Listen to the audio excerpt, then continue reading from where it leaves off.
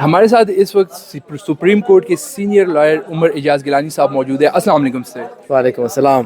سر آپ اس کیس کو لیڈ کر رہے ہیں. اندر پریس کانفرنس میں آپ نے ایک اسٹیٹمنٹ دی ہے کہ یہ فیصلہ سپریم کورٹ سے، پارلیمنٹ سے، سینٹ سے نہیں آیا اور نہ ہی کسی جو کلبز ہے ہمارے اندر اس سے وہ آتا ہے. تو یہ فیصلہ آخر آیا کہاں سے؟ آپ نے کہا کہ فیصلہ کہیں اور سے آیا ہے. دیکھیں، میں نے اپنی اسٹیٹمنٹ پہ میں قائم ہوں.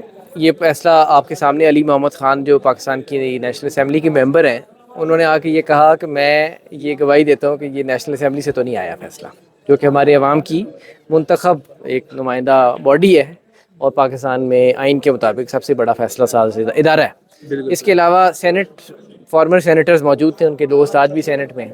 بالکل. کچھ سینیٹر سے ہمارا فون پہ بھی رابطہ ہوا ہے، انہوں نے کہا سینٹ میں بھی یہ معاملہ زیر بحث نہیں آیا.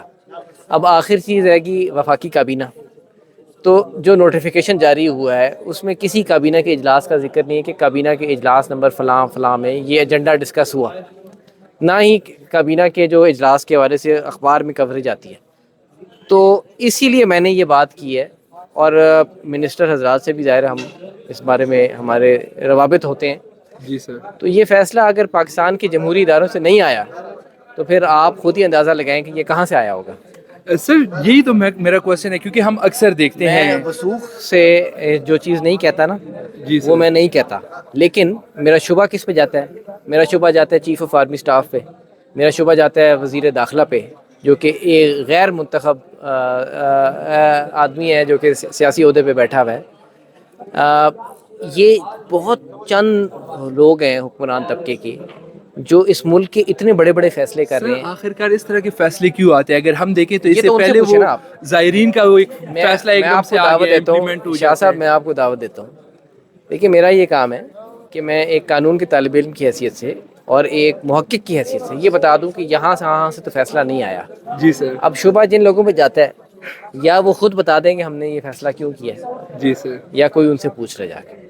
دیکھیں، اس ملک کے جو حکمران ہیں، ہمارا دین ہمیں یہ درس دیتا ہے کہ جو بھی حکمران ہے، چاہے جائز ہے ناجائز ہے، ہم اس کی حکمرانی کو تسلیم کرتے ہیں، ہم حکمران سے جھگڑا نہیں کرتے ہیں. لیکن ہم اس کے روبرو یہ سفارش تو کر سکتے ہیں کہ آپ اس ملک کے قانون سے اور اللہ تعالیٰ کی شریعت سے، اس کے دین کی جو احکامات ہیں ان کے مطابق تو چلیں نا. تو ہم حکمران سے جھگڑا نہیں کرتے، اس کا جو حکمرانی ہے وہ اس کا تخت ہے، اللہ نے اس کو دیا، وہ جب تک رہے. جی سر. لیکن اس کو اسپیکنگ ٹروتھس ٹو پاور، جو طاقتور ہے اس کو ہم جس حد تک ہم حق کو، سچ کو سمجھیں، اس کو ہم بتائیں گے، اور ہم اس سے یہ مطالبہ کریں گے کہ وہ اپنی پالیسی پہ، اپنے فیصلے پہ نظر ثانی کریں. اور یہ جو مہاجرین کا معاملہ ہے، دیکھیں یہ میں نے قانونی اور آئینی تو بات کی ہے، لیکن آپ چونکہ سادات ہیں تو میں آپ سے یہ سوال پوچھتا ہوں کہ آپ ماشاءاللہ سادات ہیں، کوہاٹ میں آباد ہیں. جی جی بالکل. تو آپ کے بزرگ بھی تو کسی وقت اس ملک میں، اس سونی پوری دھرتی دنیا سے پاکستان میں آئے. مہاجر کر کے آئے تھے. جی جی سب سے بالکل. پہلی ہجرت جو تھی، دیکھیں 1980 میں ہماری حکومت نے سرکاری جو ڈاکیومنٹس ہیں اس میں یہ کہا کہ یہ مہاجرین ہیں، ہم انصار ہیں. تو آج آپ اپنے اس وعدے سے منکر تو نہیں ہو سکتے نا. اگر اب مہاجر اور انصار کا لفظ کہاں سے آتا ہے؟ سرکار دو عالم صلی اللہ علیہ مدینہ سے وسلم آیا. بالکل. جب ان کے دور سے ان آیا. کو ان کے گھروں سے نکالا گیا تو مدینہ گئے. مدینہ کے انصار نے ان سے وعدہ کیا کہ آپ مہاجر ہیں، ہم انصار ہیں، اور انہوں نے اس وعدے کو نبھایا. آج بھی سادات کے سامنے جب انصاروں کی اولاد پیش ہوتی ہیں تو وہ اپنے اس وعدے کو نبھاتے ہیں.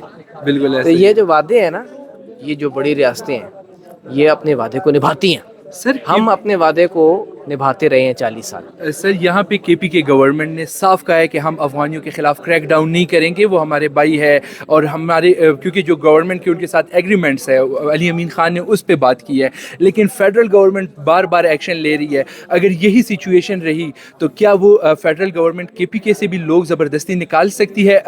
یہ میں قانون کے دائرے کی اس میں یہ بڑا دلچسپ سوال ہے. دیکھیں، میں یہ سمجھتا ہوں کہ اس نوعیت کے جو فیصلے ہیں وہ نہ صرف وفاقی حکومت میں ہونے چاہیے، بلکہ ایک اور ادارہ آئین میں، آرٹیکل 164 ہے غالباً، شاید مجھ سے number who, council of common interests. آئین میں ایک ایسا فیصلہ ساز ادارہ ہے جس میں پاکستان کے وزیر اعظم اور تمام صوبوں کے وزرائے اعلیٰ وہ اکٹھے بیٹھتے ہیں. جی سر. اور کچھ ایسے فیصلے جو کہ کرنا سب کے مل کے اشتراک سے لازمی ہے وہ پھر وہاں کیے جاتے ہیں. تو یہ فیصلہ امیگریشن سٹیزن شپ سے متعلق کا یہ وفاقی حکومت کی ثوابدید ہے، لیکن اس فیصلے پہ عمل درآمد کرانے کے لیے ان کو جو مشینری چاہیے ریاستی، وہ صوبوں کے پاس ہے، صوبوں کی پولیس ہے.